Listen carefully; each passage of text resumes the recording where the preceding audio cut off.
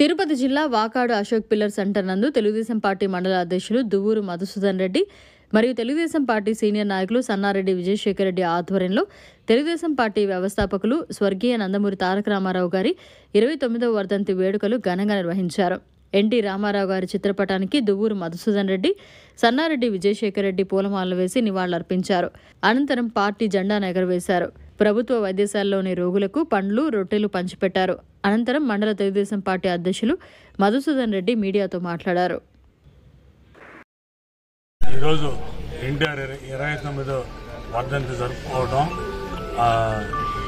జరుగుతుంది. 29వ వర్ధంతి ఎన్టీ రామారావు పెద్దలు చెప్పినట్టు 8 నెలల్లో పార్టీ పెట్టి అత్యధిక మెజార్టీతో మనం తెలుగుదేశం గెలవడం జరిగింది.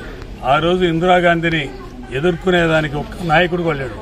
ఎన్టీఆర్ వచ్చిన తర్వాత 8 నెలల్లో పార్టీ పెట్టి ఇందిరాగాంధీ అంటే నాయకురాలని ఎదుర్కొని తెలుగుదేశం పార్టీని ఘన విజయం సాధించేటట్టు ఏర్పాటు చేసి రామారావు పార్టీ పెట్టిన తర్వాతనే బడుగు బలహీన వర్గాలకి సమన్యాయం జరిగింది. అంతకుముందు రాజకీయం అంటే ఎవరికి తెలియదు. ఆ ఓటు పోతున్నారు, దేనికి వేస్తుందో. ఇప్పుడు ప్రతి ఒక్కరికి రాజకీయం అంటే ఏందని తెలిసింది కూడా తెలుగుదేశం పార్టీ పెట్టిన తర్వాతనే. ఆ విధంగా అనేక సంక్షేమ కార్యక్రమాలు ఇల్లు అంటే అప్పుడు ఒక నినాదం తీసుకున్నాడు, గూడు గుడ్డ అనే నినాదం తీసుకొని రామారావు ప్రజల్లోకి వచ్చి పేద ప్రజలకి కిలో ₹2 బియ్యం కానీ, దోవాత కానీ, ఆ ఇళ్లు కానీ, కాలనీ ఇళ్లు కానీ అవన్నీ ఇటు జరిగింది. తెలుగుదేశం స్థాపించిన విధంగా ఈరోజు ఎన్టీ రామారావు లేకపోయినా కూడా ఆయన అందరం స్మరించుకుంటున్నాం. ఎందుకంటే ఆయన అడుగుజాడల్లోనే ఈరోజు కూడా పార్టీ నడుస్తుంది.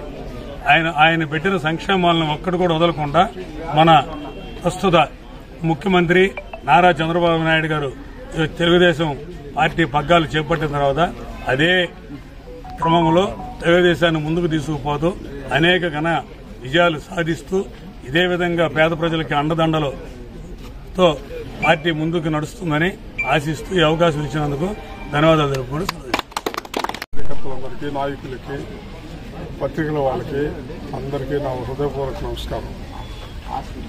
ఈరోజు రామారావు వర్ధంతి జరుపుకుంటున్నామంటే రామారావు గారి వర్ధంతి. ఆయన ఒక మహాశక్తి, ఒక చరిత్రను సృష్టించినటువంటి వ్యక్తి.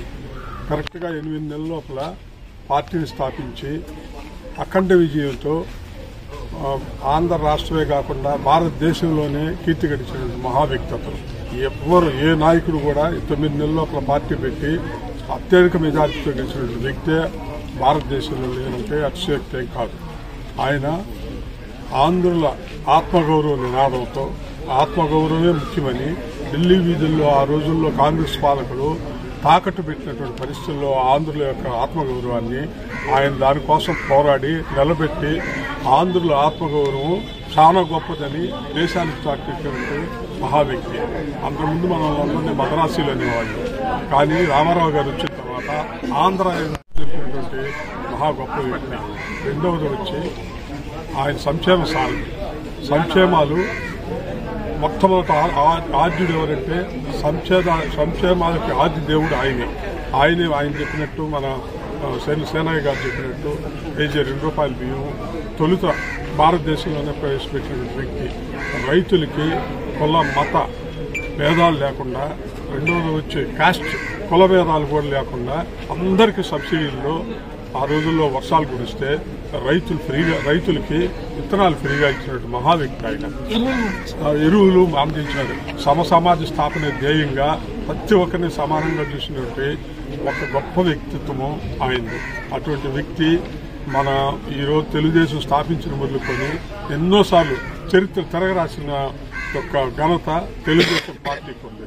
ఈ రోజుకి తెలుగుదేశం పార్టీ ఇంత స్థిరంగా కార్యకర్తలు శ్రీనివాసులు గారు, మధుసూదన్ రెడ్డి గారు లాంటి కార్యకర్తలు, నాయకులు ఇప్పుడు అంతమంది కార్యకర్తలుగా ఉండి ఆ రోజు నుంచి ఈ రోజు వరకు నిలబడ్డారంటే అది యొక్క రామారావు గారి యొక్క స్ఫూర్తి. నట సార్వభౌమ పద్మశ్రీ డాక్టర్ నందమూరి రామారావు గారి 29వ వర్ధంతి. ఆయన పార్టీ స్థాపించినటువంటి మహా గొప్ప వ్యక్తి.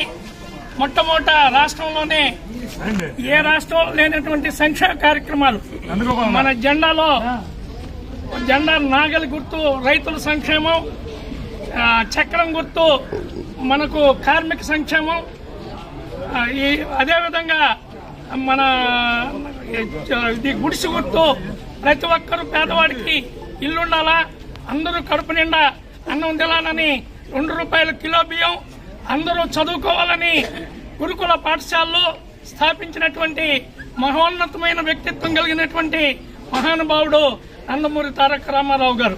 ఆయన గురించి చెప్పాలంటే నేను 1 గంట 2 గంటలు చెప్పగలను, కానీ అందరూ మాట్లాడాలా. అందుకని ఈ చిన్న ఉపన్యాసంతో విరమించుకుంటూ మీకు అందరూ మరిన్ని అప్డేట్స్ కోసం మన HN9 టీవీ ఛానల్ ని సబ్స్క్రైబ్ చేసుకోండి.